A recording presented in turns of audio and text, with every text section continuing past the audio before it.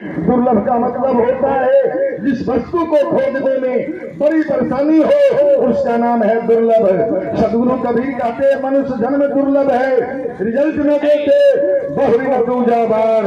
हे मानव प्राणी, मनुष्य की जिंदगी तुझे दोबारा नहीं मिलेगी। एग्जाम्पल देते हैं कैसे, तो जैसे पेड़ से पका हुआ फल अगर नीचे गिर गया, हम करोड़ों उपाय करके चाहें कि उस फल को उसी डाल में सटा दे, इम्पॉसिबल, ऐसा संभव नहीं। कुछ भाई लोग सोचते होंगे ये बहदरपुर के कि सूलो साहब जी कबीरपंथी है ना, सही कबीर हर साधु लोग को बुला के भजन सत्संग करवा रहे हैं। मैं तो कबीर साहब की बात बिल्कुल कम बताता हूँ। आइए, जिस वाणी को तुलसीदास जी रामायण में लिखा, बड़े भाग मानुष सन पावा, कबीर साहब कहते हैं उसी वाणी को मनुष्य जन्म दुर्लभ है। इसी वाणी को आधुनिक युग के विद्वान विश्व कवि रविंद्रनाथ टैगोर, कलकत्ता शांति निकेतन के सुप्रसिद्ध प्रोफेसर, उन्होंने एक पुस्तक लिखा, अंग्रेजी में उसका नाम रखा right of choice and friends of Kabir. Kabir के शब्दों को अंग्रेजी में अनुवाद किया और पहली कड़ी में इसी शब्द को लिखा कि हे दुनिया के लोग, life of man gate of faith. मनुष्य जीवन ही मुक्ति का दरवाजा है। मनुष्य चाहता है मैं इस संसार सागर से पार जाऊं, जा सकता है केवल इस जीवन में, परंतु कुछ लोगों की धारणा बनी, कुछ लोगों ने मन में सोचा कि चलो ये बाबा जी लोग को कहना कामे है, इस जिंदगी में भक्ति भजन नहीं हुआ तो अगला जिंदगी में देखा जाएगा। ऐसे लोगों को विद्वानों ने कहा कि हे मानव प्राणी, again and again never can not life of man. मनुष्य जीवन बार बार मिलना असंभव है, ऐसा जीवन तुझे बार बार नहीं मिलेगी। संत लोगों ने इसको रिसर्च किया, ऐसा जीवन हमें पुनः क्यों नहीं मिलेगी। तो विद्वानों ने कहा because mind is very very clever. आदमी का दिमाग इतना चालाक है, सत रास्ता को पकड़ना चाहता है परंतु पकड़ नहीं पाता। चाहता सब है, कोई जरूरी नहीं हमने दाढ़ी बढ़ाया, चंदन लगाया, माला बांध लिया तो मुक्ति हमें मिलेगी। जो ऐसा नहीं किया उसको नरक होगा। अगर ये भावना मेरे अंदर है, कबीर सिद्धांत के मुताबिक गलत। संत सम्राट सदगुरु कबीर साहब इस धारा धाम पर आए, उन्होंने बताया मनुष्य के जिंदगी का दो ही उद्देश्य होता है, पहला है भौतिक, दूसरा है आध्यात्मिक। भौतिक का मतलब होता है धन का उपार्जन। हर मनुष्य चाहता है धन कमा के अपने बाल बच्चे को सुखी और संपन्न बनाऊं। अगर ऐसा नहीं होता तो लोगों को दिल्ली कलकत्ता मद्रास जाने की जरूरत नहीं होती। दूसरा है सच्चा आत्मज्ञान, परम पिता परमेश्वर की प्राप्ति सबों के अंदर है। अगर ऐसा नहीं होता तो लोगों को मंदिर मस्जिद पूजा पाठ जगर्चना में जाने की जरूरत नहीं होती। सबों के अंदर है कि मैं उस प्रभु की प्राप्ति करूं। चाहते लोग मंदिर में मस्जिद में पूजा पाठ जगर्चना में भटकते। आज से 642 वर्ष पहले सदगुरु कबीर साहब का प्रादुर्भाव काशी के लहर तालाब में दीक्षित कमल के पुष्प पर प्रकट होना, नीमा नीरू दुल्हा दंपति के यहाँ लालन पालन 11 वर्ष की उम्र में हिंदू और मुसलमानों को एक सूत्र में पिरोने का काम संत सम्राट सदगुरु कबीर साहब ने की। उन्होंने आते आते कहा कि हे मानव प्राणी, तूने इस मानव जीवन को पाया, सारे जीवनों में श्रेष्ठ जीवन। अगर इस जीवन में परमात्मा को खोजने के लिए तू मंदिर में मस्जिद में पूजा पाठ जगर्चना में भटकते, मंदिर में भगवान तुझे नहीं मिलेंगे। ये बात दुनिया में कहने वाले एक महापुरुष आए, वो थे संत सम्राट सदगुरु कबीर। उस जमाने में हमारे देश में साक्षरता नहीं थी, पढ़े लिखे लोग कम थे। कुछ लोगों ने कहा कि बाबा मेरी निष्ठा सत्य होगी तो भगवान को मंदिर में आना होगा। इस वाणी को सुनकर कबीर साहब थोड़ा मुस्कुराने लगे। लोगों ने पूछा कि बाबा मेरी बात पर आप मुस्कुरा रहे हैं। कबीर साहब कहते हैं भाइयों, आपके वाणी में मेरी वाणी समाहित नहीं हुई इसलिए मुस्कुरा दिया। लोगों ने पूछा कि बाबा आपकी वाणी क्या कहता, तो कबीर साहब बोल पड़े, मंदिर में पड़ी मूरत कुछ खा न सकेगी, पूछे कोई बात तो बता न सकेगी, रख दोगे जाकर मंदिर में फल फूल मिठाई, आ जाएगा चूहा कर देगा सफाई। मंदिर में मिठाई रख दोगे, चूहा खा के बराबर कर जाएगा, चूहा भगाने का पावर भी भगवान के पास नहीं। लोग बखुला गए, कहा बाबा बंद करो अपनी भाषण, मेरी निष्ठा सत्य होगी, मंदिर को कौन बता दे, भगवान को पत्थर में आना होगा। इस वाणी को सुनकर कबीर साहब चुप हो गए। क्यों चुप हो गए? आप लोगों ने सुना होगा कबीर के इस वाणी को, मूरख के मुख बंद है, बोले वचन भुअंग, वाके दावा चुप है, विष नहीं लागत अंग। कबीर साहब चुप हो गए। समकक्षी संत तुलसीदास जी रामायण की चौपाई लेकर आगे बढ़े और दुनिया वालों को चैलेंज करके कहा, ऐ दुनिया वालों, अगर तेरा भगवान पत्थर में आ सकते हैं, मेरी छोटी सी बातों पर विचार करना।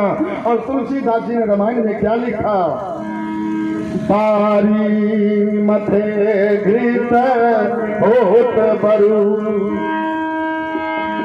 सीखता दे बरु तेल, बिनु हरि भजन न भगत रही, यह सिद्धांत अपेल। तुलसीदास जी ने रामायण में लिखा, बारी मथे घृत होत बरु। भाइयों, बारी कहते हैं पानी को। पानी को अगर मथानी से मथ दिया जाए किसी मटका में रख के, तो उसमें से घी निकलेगा? नहीं निकलेगा। लेकिन तुलसीदास जी कहते हैं मान के चलो उसमें से घी निकल जाए, क्योंकि तेरा भगवान पत्थर में आ सकते हैं तो पानी में भी घी हो सकता है। सस्पिशन रखो। कहते हैं दूसरी वाणी में, श्रिकता ते बरु तेल। श्रिकता कहते हैं बालू को। बालू को अगर केलू में रख के पेड़ दिया जाए तो तेल निकलेगा? नहीं निकलेगा। तुलसीदास जी कहते हैं मान के चलो कहीं निकल जाए, तेरा भगवान अगर पत्थर में आ सकते हैं तो बालू में भी तेल हो सकता है। लेकिन दो वाणियों में सस्पिशन रखो, रिजल्ट न देते तुलसीदास जी, बिनु हरि भजन न भव तरहि। हे दुनिया के लोग, दो के बिना इस संसार सागर से कोई नहीं पार जा सकता। पहला है हरि और दूसरा है भजन। हरि की परिभाषा भी रामायण के पहले पन्ने पर तुलसीदास जी ने लिखा, बंदो गुरुपद कंज, कृपा सिंधु नर रूप हरि। इतने बड़े विद्वान तुलसीदास जी रामायण में लिखे, बंदो गुरुपद, बंद ना करो गुरु के पद। पद का दो अर्थ होता है, पद माने वाणी, पद माने चरण। तुलसीदास जी जैसे विद्वान लिखते हैं, बंदो गुरुपद कंज। कंज मीन्स कमल, अर्थात जिनकी वाणी कमल के सदृश कोमल, वो है क्या? कृपा के सागर। नर के रूप में हरि हैं कौन? गुरु। उनका काम महामोह तम पुंज, सारा संसार मोह रूपी तम तम मीन्स अंधकार, मोह रूपी अंधकार में फंसा है।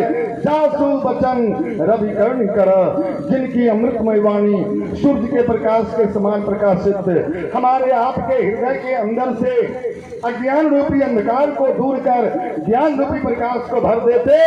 ऐसे हरि के बिना इस संसार सागर से कोई पार नहीं जा सकता।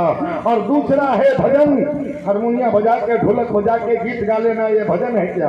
कबीर साहब कहते हैं भजन, भजन की परिभाषा में मन के तरंग मार लो, बस हो गया भजन। आदत बुरी सुधार लो, बस हो गया भजन। आइए एक छोटा सा भजन कबीर साहब के शब्दों में मैं सुना दूं। और वो भजन का बोल है, सदगुरु कबीर कहते हैं, आत्म ज्ञान के हीरे मोती, आत्म ज्ञान के हीरे मोती, संत बिखेरे गली गली। ले लो रे कोई संत का प्यारा, शोर मचाओ गली गली। ले लो रे कोई संत का प्यारा, शोर मचाओ गली गली। आत्म ज्ञान के हीरे मोती,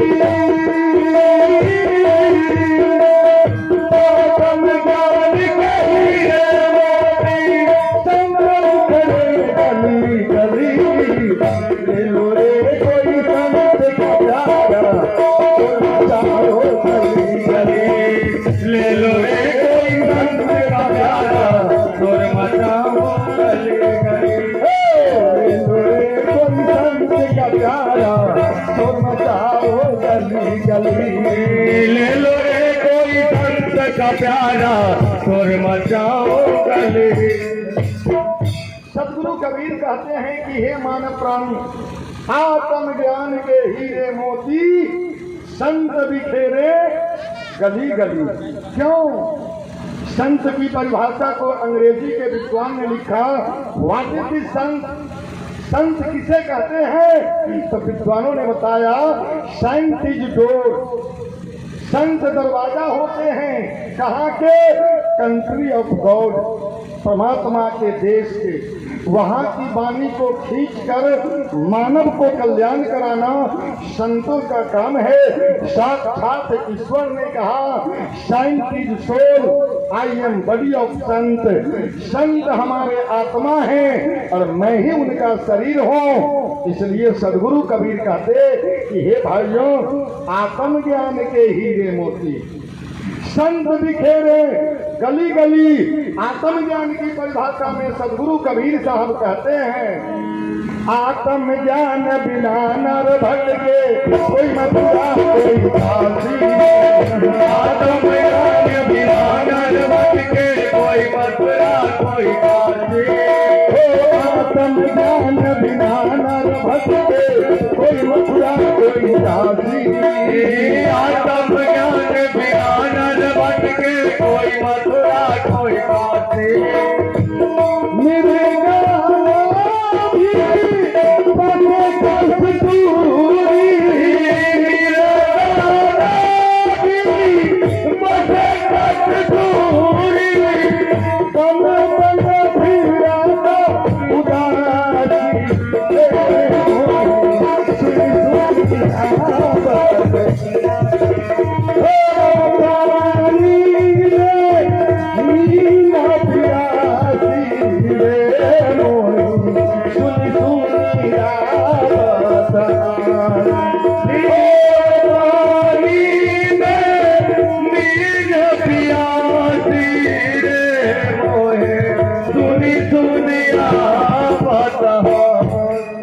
सदगुरु कबीर साहब आत्मज्ञान की परिभाषा में बताते हैं, भाइयों, आत्मज्ञान बिना नर भटके, कोई मथुरा कोई काशी।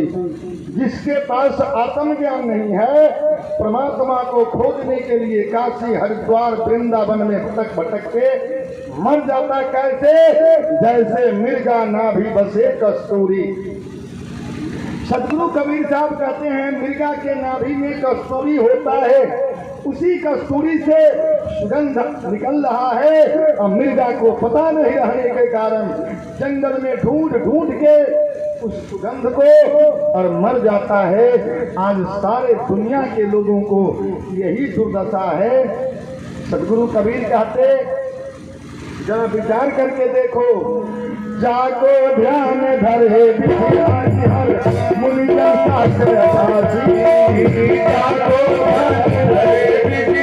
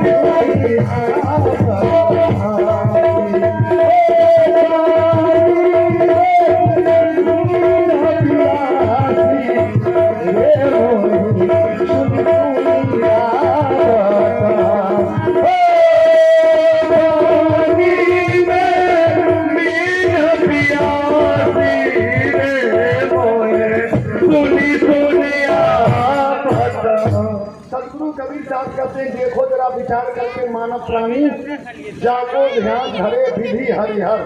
विधि कहते हैं ब्रह्मा को, हरि कहते हैं विष्णु को, हर कहते हैं महादेव जी को। ये तीनों परमात्मा के दर्शन के लिए चल पड़े तपस्या करने के लिए।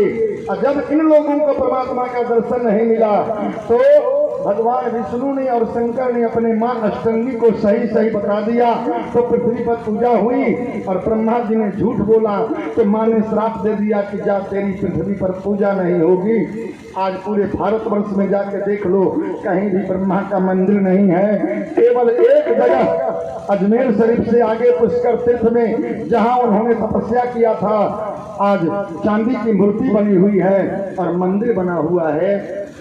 भाइयों, जब इन लोगों को परमात्मा का दर्शन नहीं मिला तो हम आप किस खेत के मूली हैं। सदगुरु कबीर कहते, आत्मज्ञान बिना नर भटके, कोई मथुरा कोई काशी, भटक के मर जाता है।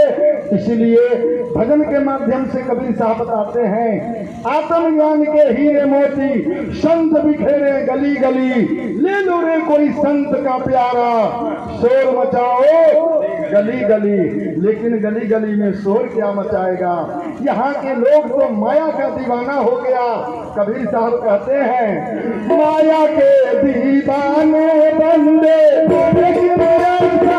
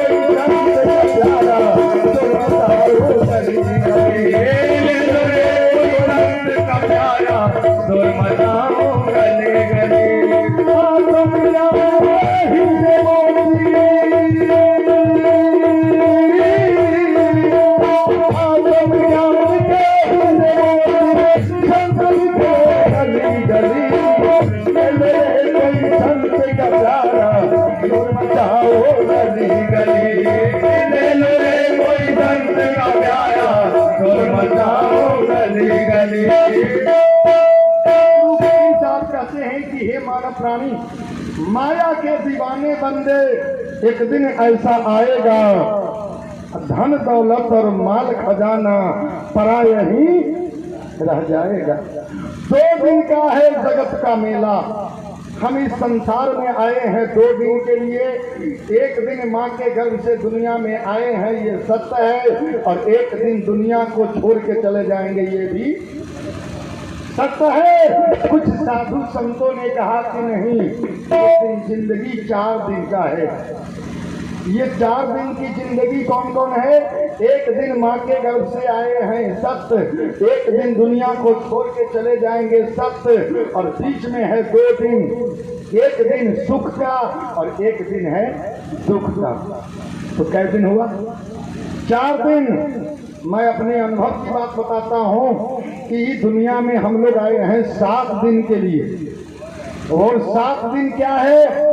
सोमवार, मंगल, बुध, बृहस्पति, शुक्र, शनिचर, इतवार, ये 7 दिन है। हम सोमवार को जन्म लेते हैं, मंगल को स्कूल जाते हैं, बुध को शादी होता है, बृहस्पति को बच्चा पैदा होता है, शुक्र को बूढ़ा होते हैं, शनिचर को बीमार पड़ते हैं, और इतवार को राम नाम सत्य हो जाता है। इसी का नाम है जिंदगी। और इस जिंदगी को नहीं समझा लो तो समझ लो कि उसका जिंदगी पाना बेकार है। सदगुरु कबीर साहब कहते हैं कि जिस माया के कुचक्र प्रेरणा में तू बर्बाद हो रहे हो, देखो ये माया का क्या दुर्दशा है। जिसको तू अपना कहते हो, एक दिन तुम्हें कहते हो,